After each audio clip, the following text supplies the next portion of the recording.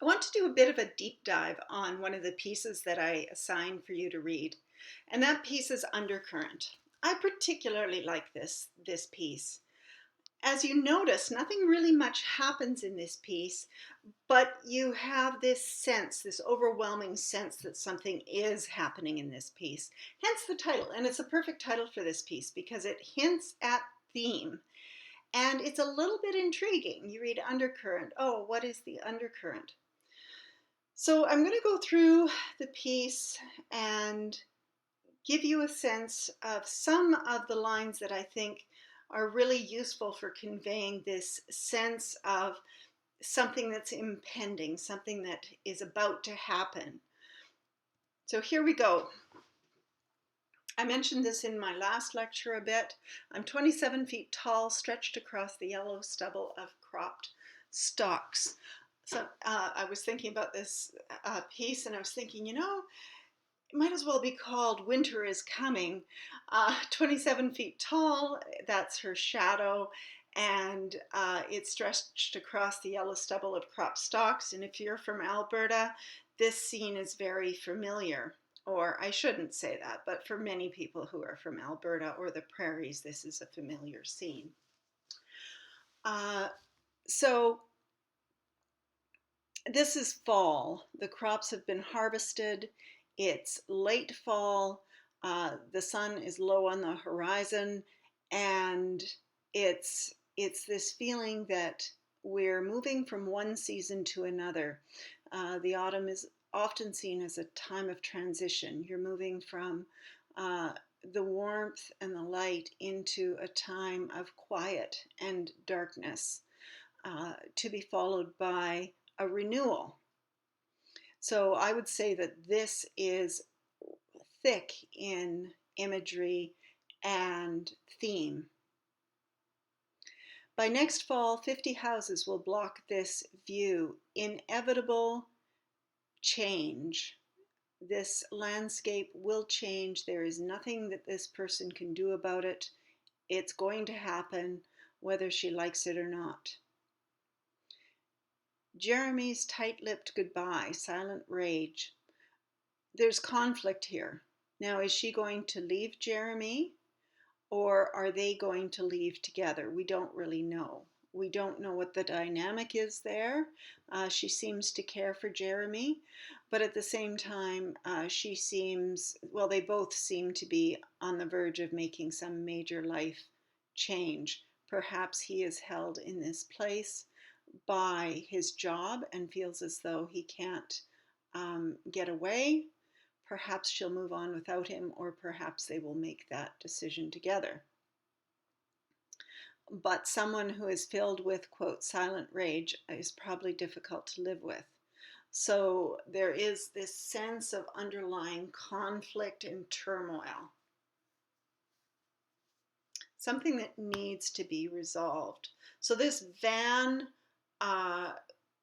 seems to want to run into her. So this is interesting because, and she says, fuck you, and then she curses this yellow dog, get lost.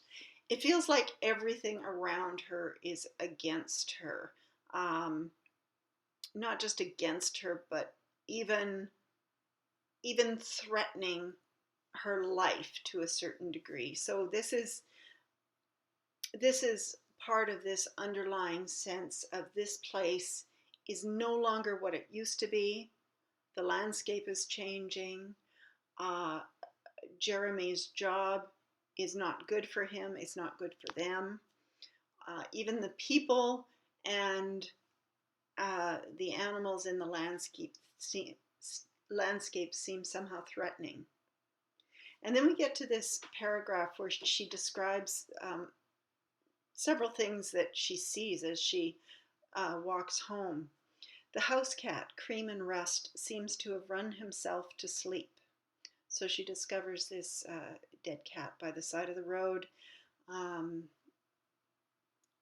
It has run itself to sleep. So that's a really interesting line. If she doesn't get out of this place, this might happen to her.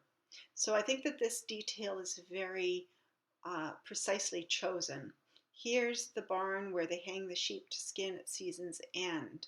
Again, this sense of we're in this season of change and perhaps death of one thing and a moving on to something new.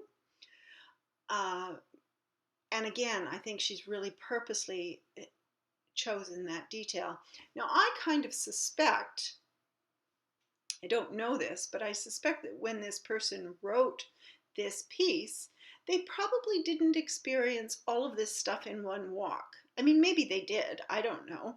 But I feel like they probably didn't have the van try to run them over, the dog threaten them, the dead cat, all in one go, although you never know. So this could be uh, a scene that was constructed from different scenes, different things that happened over a period of time. And that's often a practice that's done um, in this kind of writing. Sometimes we have to pull together different events to get our point across. Now, I feel pretty comfortable that all of these things happen, but they may not have happened all at the same time. So that might be a technique that you want to try in your own writing. Um, in my writing, I have tried to be as accurate as possible. I think that for me, it's really important that I appear honest in my writing and that I am honest in my writing. When I wrote Weaving a Malawi Sunrise, the closest I got to doing this kind of a technique was I actually split a character into two characters. So I told this one person's story in two parts as though they were two separate characters to protect that person.